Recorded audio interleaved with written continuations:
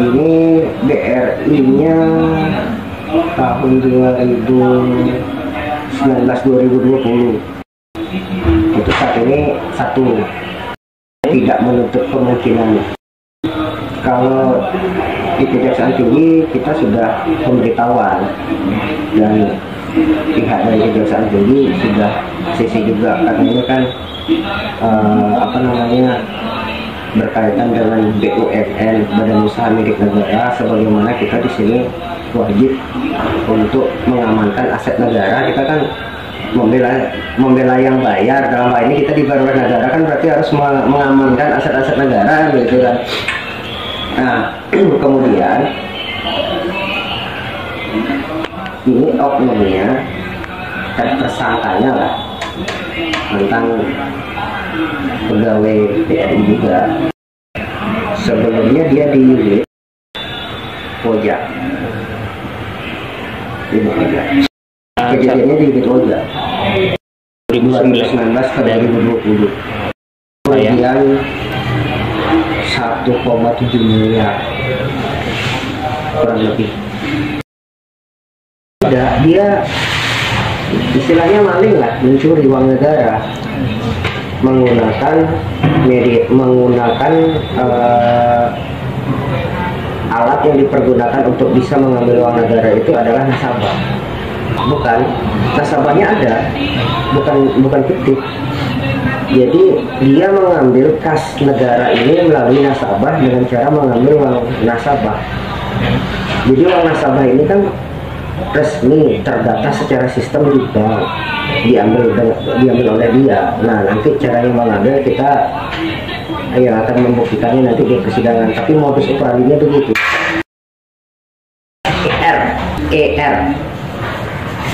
AE tak gitu aja dah. Perempuan.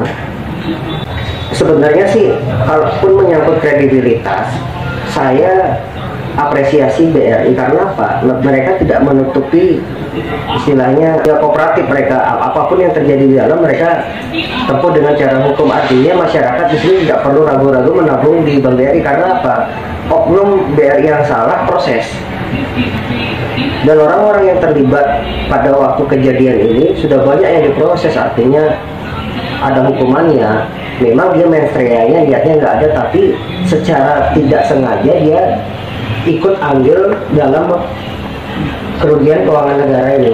Kenapa saya sampaikan kerugian keuangan negara? Padahal ini uangnya uang nasabah kan. BRI ini adalah Badan Usaha Milik Negara yang sahamnya 70% dikuasai, 60% itu dikuasai oleh negara, 40% luar. Kan lebih banyak negara yang punya. Nah, BRI ini dia ini seperti kas besar, ada gaji saya, ada APBD, ada dana desa, di sana semua terkoper lah, terkoper jadi satu. Di atas kertas di buku tabungan memang tertulis nominal kita punya uang, tapi fisiknya kan ada di dalam semua. Nah, namanya BUMN. BUMN ini kan negara sedang berbisnis kan, sama seperti daerah punya Bank NTB. Itu kan daerah berbisnis, mencari bunga kan, mencari keuntungan, baik itu modal usaha, kredit segala macam, kan bisnis kan. Nah, anggap BRI itu sama seperti itu, cuman BRI ini adalah milik negara. Kalau bank-bank kecil di daerah itu BUMD, berarti milik daerah kan, provinsi. Nah, penyertaan modalnya daerah melalui APBN turun ke APBD ada di sana semua kan. Itu kan hanya orang-orang perbankan OJK yang mengetahui alur skema uang tersebut. Nah, jadi tersangka saya ini ngambil uang nasabah. Di atas kertas nasabah ini tidak kehilangan uang, masih. Akhirnya negara yang mengembalikan uang nasabah dari yang dia curi, diambil. Kalau kami saat ini gandeng pasal 2 atau pasal 3 dan TPPU tindak pidana pencucian uang, karena alat buktinya sudah kami dapat dari uang tersebut. Kalau alat bukti awal pertama itu kan kami dari keterangan nasabah sendiri, total dan ini nasabah yang punya uang besar-besar, pengusaha memiliki jabatan kewenangan dia sebagai teller. Jadi teller itu kan dia punya kewenangan mengelola uang di bawah 100 juta.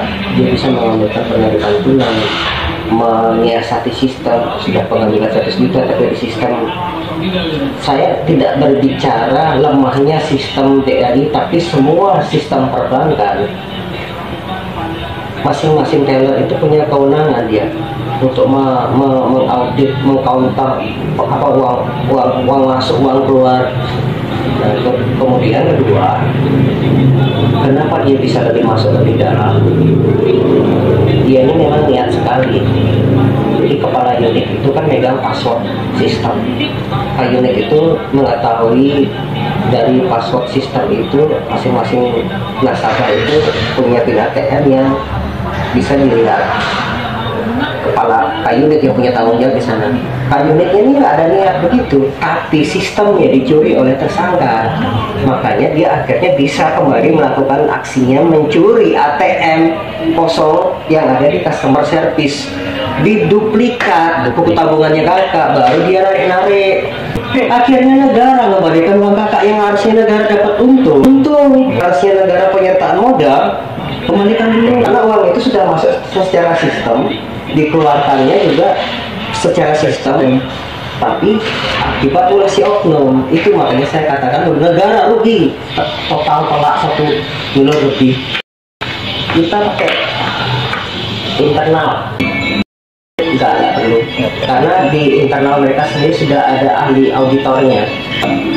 Awalnya dari temuan mereka konsultasi ke kita, langkah hukum apa yang mau diambil. Akhirnya kalau ini kita larikan ke undang-undang perbankan, memang dia masuk ke undang-undang perbankan, tapi undang-undang perbankan ini kan tidak bisa menyentuh satu dendanya, menyentuh untuk apa namanya perampasan aset untuk pengembalian ke negara. Yang bisa menyentuh kan tipikor. Makanya tipikor ini undang-undang yang terstruktur dan lebih detail ya. TPPU-nya kenapa saya gandeng? Karena lebih terkhusus lagi. Dari uang yang sudah tersangka ambil ini, dia ada belikan tanah, belikan rumah, walaupun akhirnya sudah dijual untuk mengembalikan sedikit demi sedikit dengan cara mencicil, tapi kan niatnya itu sudah terekam dengan jelas. Suaminya, saya kasih tahu dia suaminya, dia ikut menikmati juga. Tidak, dia ini ikut dalam bisnis BUMN sebagai agen briling. Jadi uang itu berputar, lari keluar masuknya tuh di sana, agen brillingnya kita dapat. Karena kita sudah koordinasi juga dengan PPATK, makanya kita berani naikkan TPPU-nya. Sebenarnya kami ini tidak ada yang melaporkan, dapat informasi pada awal itu dari nasabah. Karena bisa kan, mungkin kami cross check langsung ke BRI, dan BRI kooperatif juga menerangkan bahwa ini sedang dalam tahap apa namanya internal mereka. Akhirnya kita kasih saran, daripada kamu putuskan sendiri, lebih baik kerjasama dengan kami, kita selesaikan secara hukum yang berlaku dari depan. Ada kira itu ya. Dan yang paling penting utama ini kan mereka ini sedang tersandung masalah. Bahasa perbankannya mereka ini sedang dalam kondisi fraud bahasa banknya. Gimana caranya dalam kondisi fraud ini kita membantu menjernihkan bahwa fraud ini akibat ulah oknum, bukan memang mereka sengaja. Artinya proses hukum yang akan kita jalankan, laksanakan. Karena susahnya perkara ini ya, kalau kita nggak jeli, pasti semua mengira ini ranahnya perbankan. Karena bank udah jelas undang-undang bank perbankan di sana kan. Tapi jangan dilihat di perbankannya saja sepihak. Nah, kita di sana kemarin tuh hati-hati modus menserian niatnya dia untuk mengambil itu, akhirnya tidak kita putuskan layak, telak dan tepat ke Tipikor dan TPPU. Sekali gitu. Bukan hanya cabang, sampai tanggal Denpasar. Jadi rencananya besok pada waktu saya akan BAP tersangka, rencananya hari itu juga saya tahan karena alat bukti sudah lengkap, surat-surat penyitaan segala macam sudah lengkap, intinya sudah jadi berkas ini.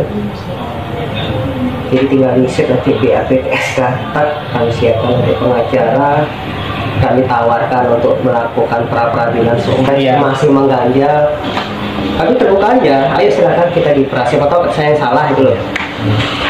Walaupun yang bersangkutan tidak tahu, kita tawarkan. Ya sepanjang nanti yang bersangkutan mau melakukan, ya silakan. Nah rencananya nanti pada hari H itu baru kami akan kontak bagian hukum kantor wilayah di Denpasar untuk datang ke sini menyaksikan langsung proses hukumnya, dan yang berikutnya adalah yang bersangkutan langsung lah yang harusnya press release. Kalau di dalam pasal itu, kalau sebagaimana pasal 2 kan sudah jelas di pasal 2 itu minimal 4 tahun maksimalnya di sana. Kalau pasal 2 itu kalau nggak salah ya 12, nggak salah. Belum dakwaan yang berikutnya TPPU-nya. Tahunnya itu kami berapa yang pasal 3 dan pasal 4. Itu berapa ancamannya Pak? Kalau yang TPPU saya kalau nggak salah yang di pasal 3 itu ada lagi 3 tahun, di pasal 4 itu paling kecil ya sana 1 tahun. Yang bersangkutan ini sudah dipecat ya informasinya ya? Bukan informasinya, sudah A1, surat pemecatannya kami terima juga. Surat pengangkatannya, surat pemecatannya, lengkap semua di berkas. Karena kalau dia orang dalam nggak bisa melakukan ini.